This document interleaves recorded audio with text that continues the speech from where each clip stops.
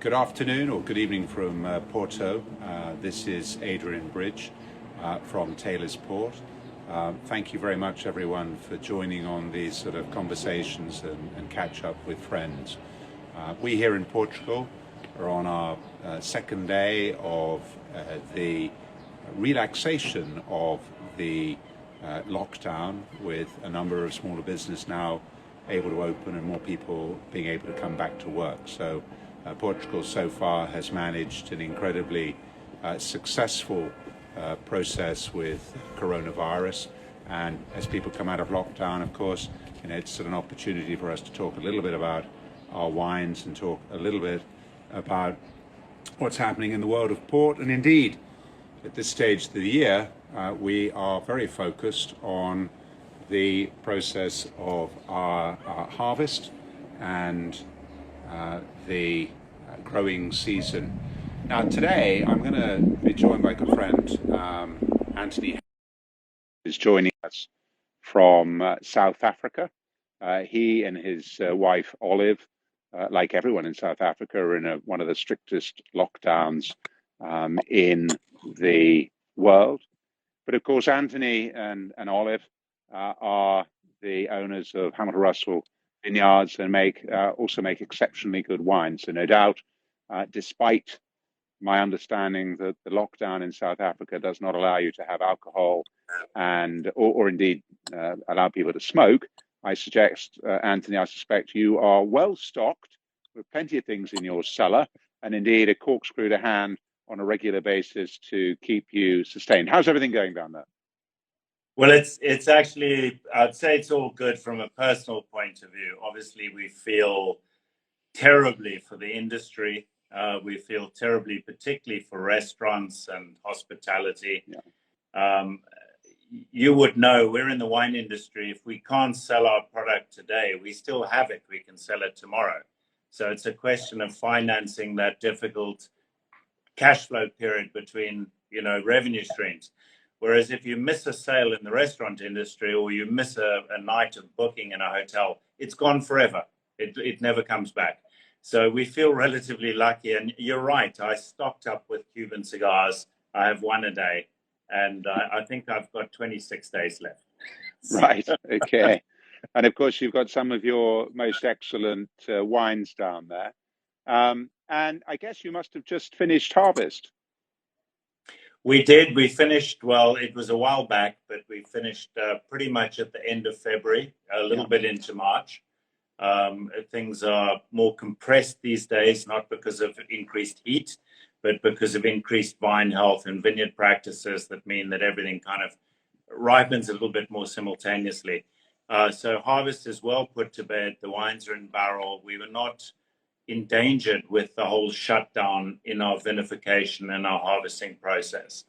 Right. And how was this year from the perspective of the wines? Because obviously many people are going to remember 2020 for a number of things, not least the lockdown, maybe positive experiences as they spent time with family and got to know their family better, perhaps, and slowed down and reprioritized their lives. But of course, wines made this year will come to the market eventually. So how are they looking?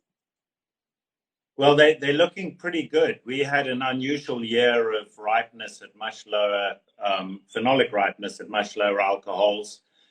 We had a lot of depth and darkness with very elegant wines, and not the usual kind of new world thing of perhaps a little more alcohol than one wants for similar ripeness levels. So we're very excited about 2020, and it happens to be our 40th vintage and my 30th year on the property, and also a year of just dramatic events in the world. So this is kind of something of a signature vintage for us. Yeah. So 2020, 30, 40. Correct. Hitting all the round numbers there. That's fantastic news. Well, congratulations on that. In fact, I'm actually drinking one of the Taylor's 20-year-old Tawneys. I mean, it's got to that stage of the day when it's okay to have a glass of port. There you are. You've got some of your wonderful Chardonnay, I imagine that. But yeah, in 2020, I've got a 20-year-old. Of course, this was made 20 years ago. So, one of the interesting things about our business, as you say, is that we we stock things for a long time. But we have to deal with the challenges of the harvest. So did you find this year any major? You said it wasn't too ripe, wasn't too over extract or overheated. But did you find any climatic challenges at all this year? Well, I feel mildly guilty because we are WWF conservation champions. We do an awful lot, as I know you do. I've got enormous respect for what you personally and what Taylor's overall does for, climate change and for good practices in winemaking worldwide. I've got enormous respect for that. But we've actually, in my 30 years, we've got cooler and wetter. Right. So we've had almost the reverse situation to some areas, and we're not panicking about that. And if anything, 2020 was a little uncomfortably wet during harvest. We had, given that we farm organically as of 2014, we had disease pressures which were adequately controlled with organic practices, trichoderma to kill bad funguses, not lots of copper and sulfur. So we managed our way through, but it was a high disease pressure year because of rain. And we had, I think it was 830 millimeters of rain for the year of 2018 leading up to, 2019 leading up to the 2020 harvest. I mean, London gets 600 millimeters a year. And, here we are supposedly in a very dry country getting 800 millimeters. Yeah, well, we don't normally think about South Africa as being wetter than London. But of course, you had several years, 3 years in a row of extreme drought. So you're probably the experts in water management anywhere on the planet these days. South Africa is very cautious about that. But I mean, even in our 3 drought years, we got 150 millimeters more than London. While South Africans, that's in our specific area. Yeah, your area. Got significantly more than that.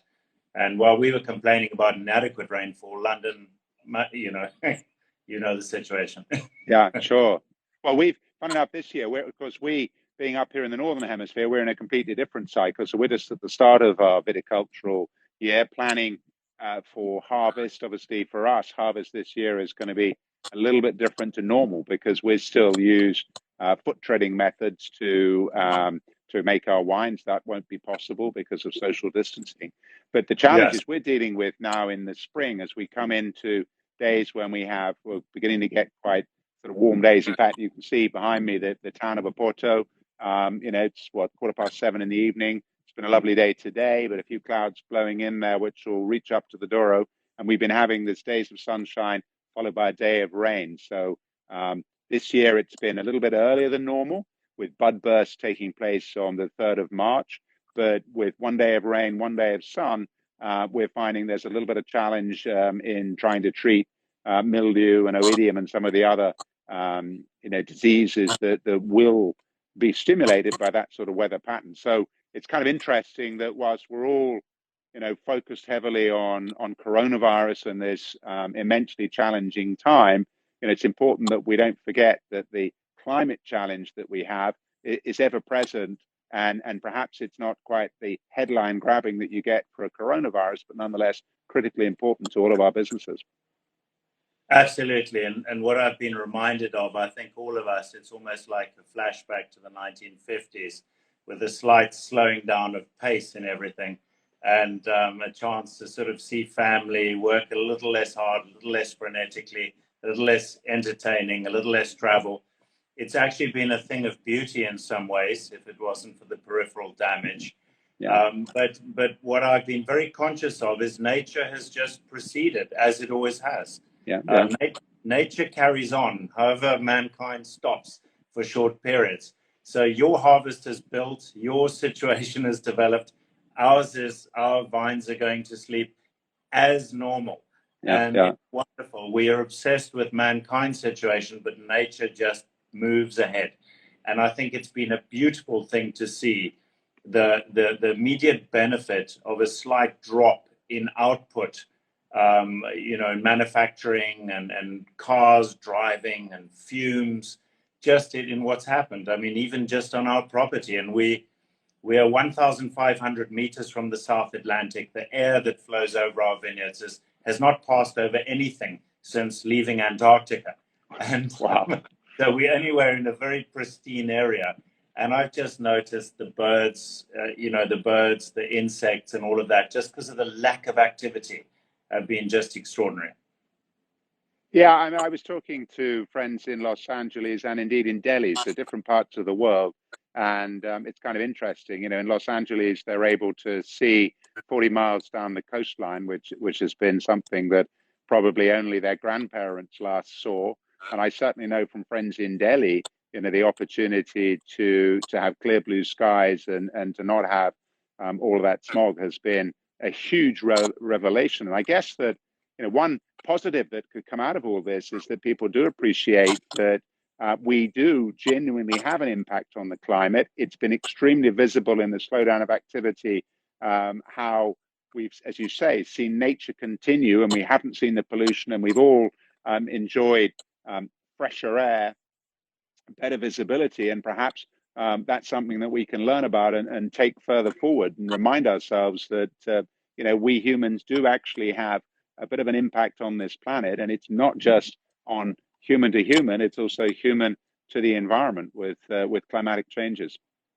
Absolutely, and what I've admired always about you, Adrian, and your initiatives with Taylor's is you've taken it beyond your own immediate company, and you've tried to give it a broader relevance. We're a much smaller business. We're obsessed with just the right practices for ourselves. Just today, we internally chose and authorized a bottle that's 30% lighter. Fantastic. And I remember congratulations. We had a couple of years ago where bottle weight was an issue. We are Worldwide Fund for Nature Conservation champions. South Africa, just quickly, because I know everything wonderful that you're doing there in Portugal and your protocol. But we have an integrated production of wine system, and all the wine producers can choose to join or not. Most of them join, and they're audited annually for sustainable farming practices, from how water's managed, what their carbon footprint is, how they try and reduce water usage, deal with wastewater, staff safety, environmental sustainability. And then on top of that, there's the Biodiversity and Wine Initiative in South Africa, BWI.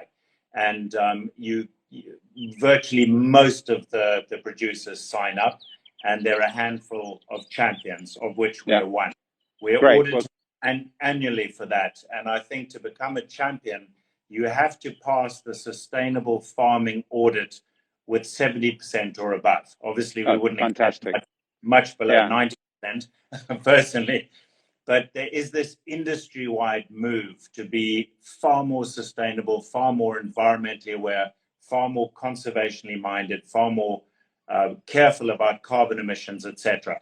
And that is something that we get a seal for on our bottles. If there's a green seal on a bottle of South African wine, it means that we have been audited and found above a certain hurdle for our sustainable farming practices, which I think is a great initiative. Well, I think that is a great initiative, and congratulations to you and everybody in South Africa who's getting that certification. I think that what we've been trying to do with the Porto Protocol has been to share ideas and best practices from different people all over the world, because in a sense, we're all in the same business, we're all growing vines, we're all dealing with the same issues.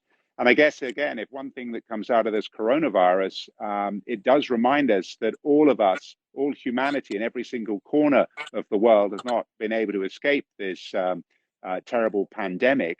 But it has essentially made us all understand how interconnected and dependent on each other we are. And indeed, what we've seen, governments in certain parts of the world learn what other countries have done. And in the same way that, we as wine companies, we have our process, you have your process. I can learn from you and apply that to our vineyards in the Douro, and hopefully I can offer back some of our learnings. And I think this whole sort of coming together, working together, is really going to be very positive. I think it's the way of the future, and I certainly consider that the for example, the only solution to coronavirus is a global solution. Everyone's looking for a vaccine, and everybody in the world wants to get vaccinated so we can get back to normal business. For the meantime, we're perhaps a little bit closed down, perhaps, but and getting a chance to drink a few good wines. But this interconnection is very critical. Now, I've just seen a few lines coming up on this. People were asking about overall production yields. I saw a couple of questions come through, because certainly we this year probably anticipating a slightly larger harvest than we had last year. How actually did that number turn out for you? Was 2020 a bigger harvest than 2019? Well, very marginally. We work off such a small level on our very poor clay and iron-rich stony soils. I mean, if we get 25 hectoliters a hectare, we're happy. Okay. So I mean, talking about overall yields is we're beggars from the beginning. Yeah. Which, of course, is a key point, that we've got to always put these things in proportion between the different regions of the world and everybody. I mean, your levels there are lower than probably Grand Cru in Burgundy, by the sound of it. Significantly so. It would change in the more deep, fertile, traditional, older sites within Stellenbosch and even Constantia. But we're lucky if we would average about 35 hectoliters a hectare with new and healthier plantings. And we always have some older, more marginal vines bringing the average down. But our yields are low. But what just struck me is your optimism and buoyancy. You're a multi-generational, very old business. And you've seen wars, you've seen pestilence, you've seen deep recession, you've seen booming times. And one pushes on because we're in long-term businesses. Yeah. This is I won't call it a blip. It might be an attitude-changing event. But both of us are only in this for the long term. Yeah. And this is something that's an impediment or a bump in a very, very long road. I'd agree with that. I mean, obviously, we've been around 328 years. So we've seen, as a business, we've seen lots of changes. But of course, we only ever see our individual moment in time, our own individual in generation, if you like, or perhaps multi-generational, but it is only a relatively short period of time. That's why I kind of made that comment about those guys, friends of mine, for example, who are commenting that in Los Angeles, they are seeing 40 miles down the coast, they have not seen that visibility hasn't been there since virtually the age of the car. I mean, it's their grandparents were the last people who could see that far down the coast in that environment. So I think, keeping everything in perspective is really important. And particularly in these times of crisis, we can get terribly narrowly focused. We can get totally absorbed by 24-hour news, and as a result, perhaps miss some of the bigger picture. And as you quite rightly say, the bigger picture is nature goes on, the world is going on. We will come out of this the other side.